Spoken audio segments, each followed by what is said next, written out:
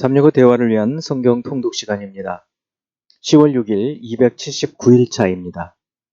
오늘 읽으실 말씀은 스바냐 1에서 3장이고 묵상하실 본문은 스바냐 1장 1에서 6절입니다. 말씀의 개요입니다. 스바냐는 여호와께서 감추신 자라는 뜻으로 므낫세의 박해 가운데 살아남아 요시야 왕 시대에 사역한 히스기야 왕의 4대 손으로 요시야 왕의 개혁에 많은 영향을 준 것으로 생각됩니다. 예언의 내용은 임박한 여호와의 심판의 날, 즉 불의한 자에 대한 징계와 의인에 대한 구원, 회복과 영광스러운 날에 대한 소망에 대한 것입니다. 스바냐서는 여호와의 날을 주제로 하여 북이스라엘을 무너뜨리고 히스기야 왕 시대에 유다를 압박한 아수르가 아수르 북방 지역으로 이주해 오던 수구디아, 스키티아인들의 공격으로 유다의 신경을 쓸 겨를이 없었던 시대에 요시야의 개혁운동을 격려하기 위해 주신 예언의 말씀입니다.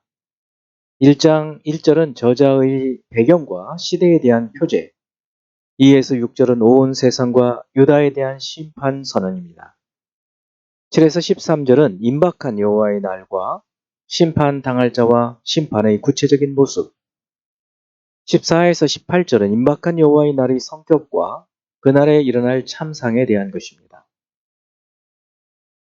2장 1에서 3절은 여호와의 진노의 날이 오기 전에 여호와를 찾으며 공의와 겸손을 구하라는 권면, 4에서 7절은 블레셋에 대한 심판 예언과 그 땅을 유다가 차지할 것이라는 예언, 8에서 11절은 암몬과 모압 자손은 그들의 유다에 대한 조롱과 비방 때문에 당할 심판, 12에서 15절은 남쪽의 구스와 북쪽의 아수르에 대한 멸망 예언입니다.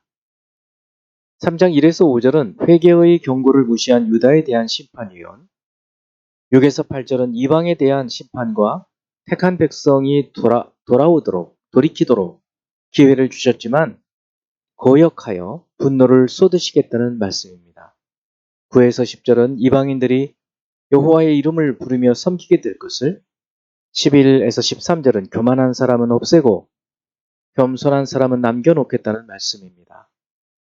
14에서 17절은 심판을 그치고 원수를 쫓아내실 것이므로 기뻐하고 즐거워하라는 권면, 18에서 20절은 주의 백성을 구하시고 영광과 찬송을 받게 하시고 회복시키시겠다는 약속의 말씀입니다.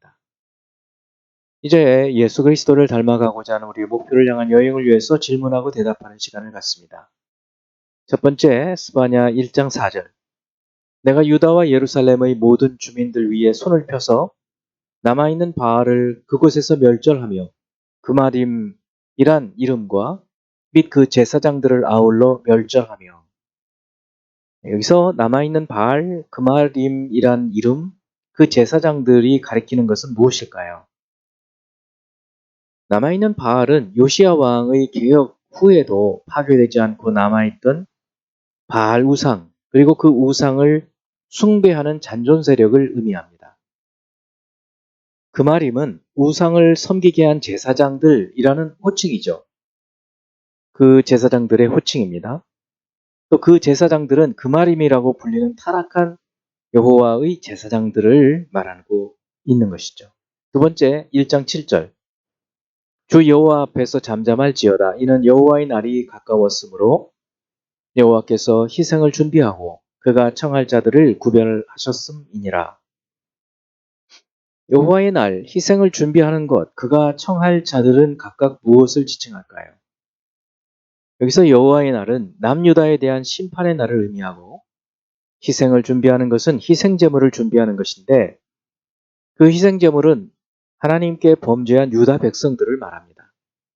그가 청할 자들은 희생제물을 바치도록 초청한 자들을 말하는데 바로 유다를 멸절시킬 바벨론 군대를 가리킵니다.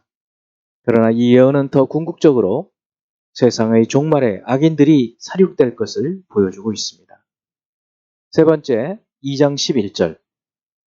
여호와가 그들에게 두렵게 되어서 세상의 모든 신을 쇠약하게 하리니 이방의 모든 해변 사람들이 각각 자기 처소에서 여호와께 경배하리라. 이 예언의 말씀은 어느 때에 대한 것일까요?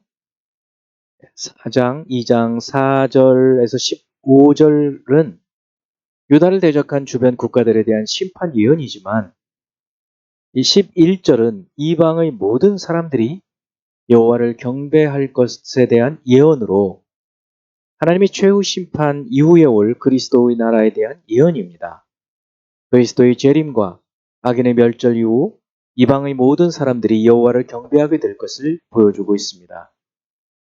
여호와가 그들에게 두렵게 되어서 세상의 모든 신을 쇠약하게 하리니 이방의 모든 해변 사람들이 각각 자기 처소에서 여호와께 경배하리라. 3장 1절에서 2절입니다.